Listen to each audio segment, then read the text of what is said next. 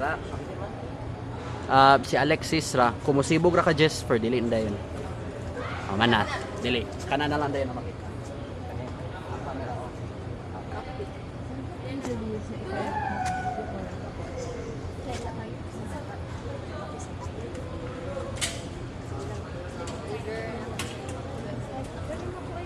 Pwede na ba? Start na ka?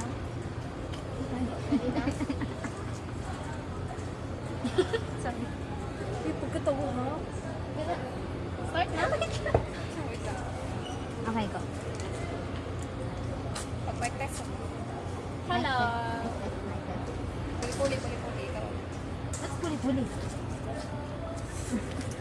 Enter changing! Okay, go. Ikaw daw. Test, mic test, hello. Kasi gagawin mo. Test, mic test, hello. Hello. Or, Can I just like hawakan na lang? sige. Okay. Hawakan Ayun, na kanta po mo. lang. Halos pa? Sige daw. Hello, hello. Palayo kamay. Hello. Palayo Ay, palayo ba? Sorry. Hello. Ikaw daw. Test, mic test, hello. Sige. Kung ako, sagot na sila. Kaya daw. Focus ako. I demand a Coke later. Coke? Ikaw gusto mo iced tea? Next week na, pre. Iced coffee. Kaka-ice coffee. Sige. Start na sa in 3, 2,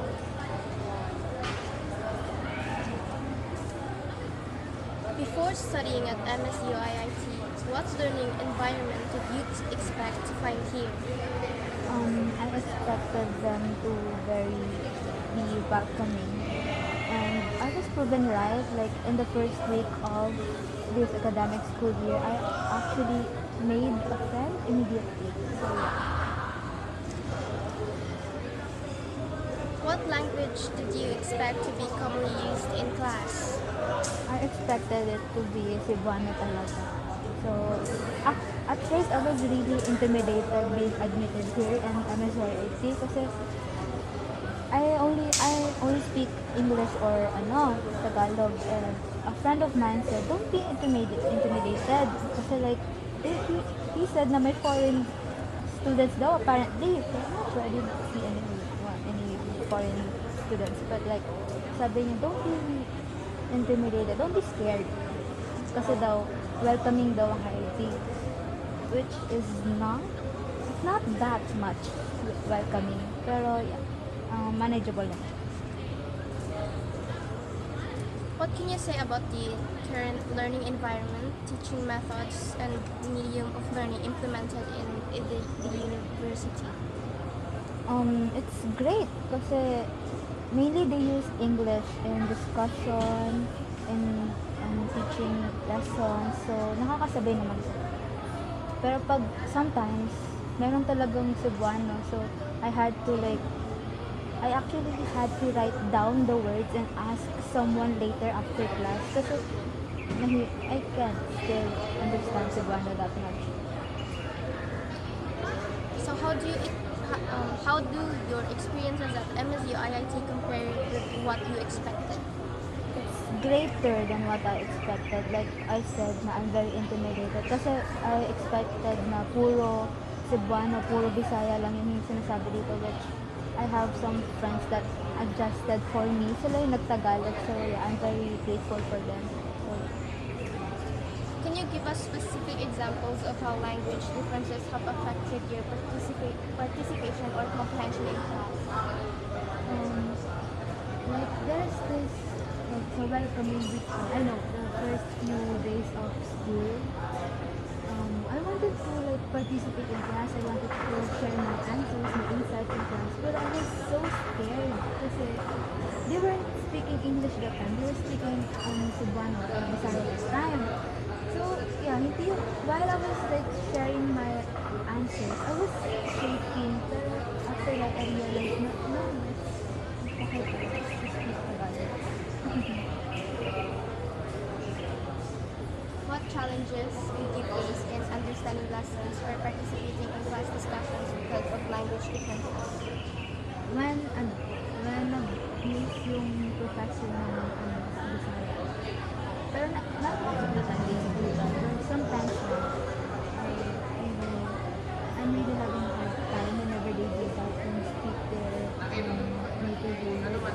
I can blame them since it is and the main language here is Bisaya.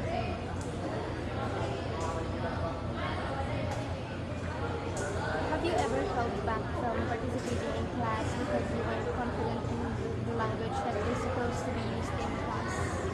Many times. Till now, many times because I'm still scared. I feel like I'm being, parang hindi ako belong. Ano? Yeah, parang sometimes hindi ako belong. Like, I'm having a hard time maintaining friendship with my peers, my classmates, because the language I speak, and I don't know, maybe because of the religion, pero I think it's mostly because of the language. How do you think MSU-IIT can create a better learning environment that respects the students' diverse languages while still ensuring that everyone has equal access to learning opportunities? They're actually doing a great job at it, but like my program, siguro sana more, mas dapat mas strict, mas ni-reduce yung English language instead of the vernacular language. Kasi yeah, parang may nasa-hard pa, may like me, na hindi ko, for example, may lesson, and then they speak their, native tongue, native language. Sometimes I have to write it down and ask someone later, kahit na, and then when I got the translation, oh, it's so easy, and it's easy lang. So I feel like complicated because the language spoken is, I do not know the language they spoke. So yeah, I think lang na maybe if, for example, if as much as possible use English as or maybe Filipino. What do you wish your instructors or classmates understood about your situation as a non-dominant language? I think most of my classmates mag-Bisaya. I think they're all great actually. They still try to pick me. Pero most of the time, alam nilang hindi ako nakakasabay sa audio. Say yes.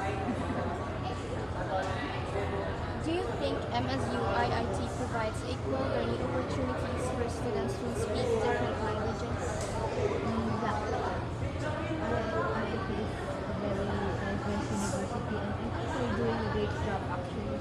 Like, nung na-interview ako nung bago ako mag-admit dito sa program na to, they already asked me, what am I gonna do with the language barrier?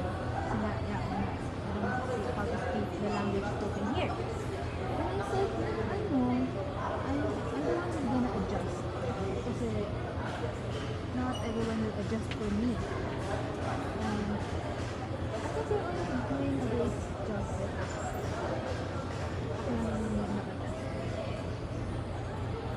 If you could suggest one change to make MSU-IIT's learning environment more inclusive, can you give us example? Inclusive? I think siguro ano lang,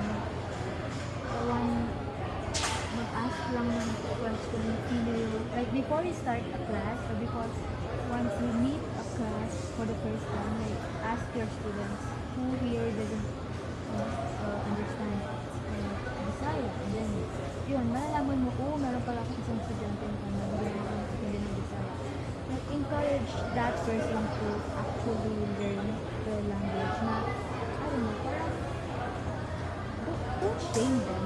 Kasi like, I'm already trying my best to fit in here. And yeah, I said in I feel like I don't belong. Now I'm trying my best to like fit in kahit medyo mahirap. So, I think just try to know. Like, alamin mo lang if may estudyante ka or wala.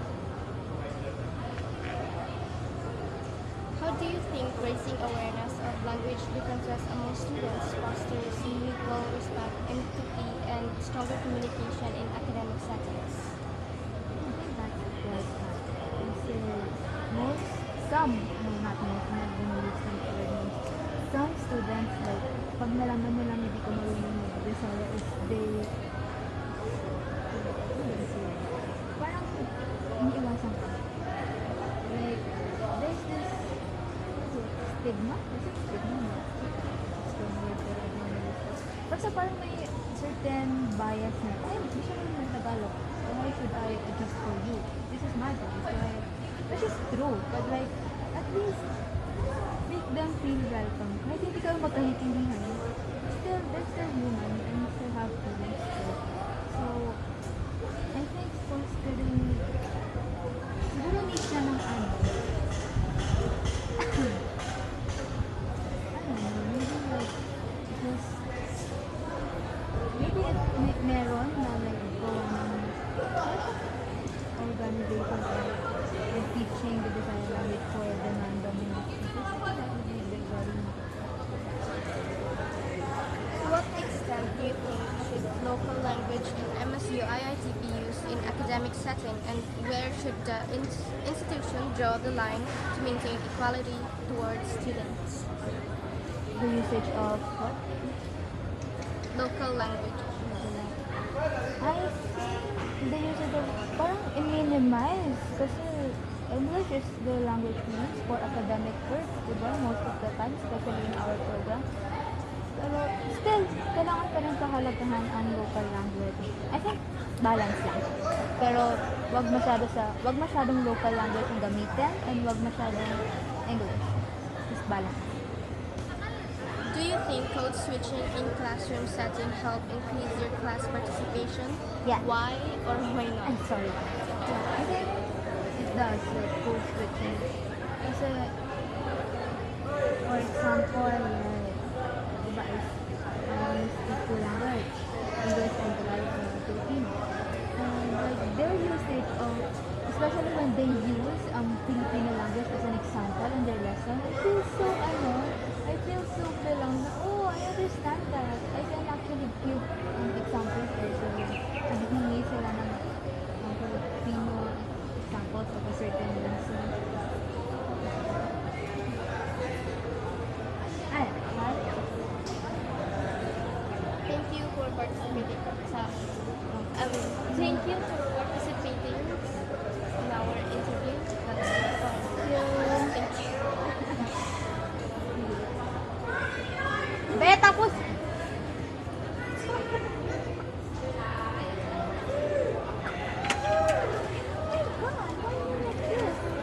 Bruh. I didn't like how I answered that. Thank you so Thank you much. so much for participating. Where's my Coke? I need my Coke. Hello. Next week na. Do you want spaghetti? Okay. With sauce. Sige. You want pork spaghetti?